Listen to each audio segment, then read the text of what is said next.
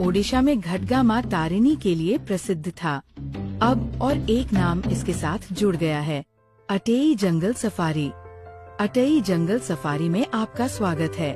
ये रोमांचक यात्रा मुर्गा पहाड़ी से शुरू होती है, जहां घने जंगल के कच्चे रास्ते पर सफारी वाहन आपको प्रकृति के करीब ले जाता है।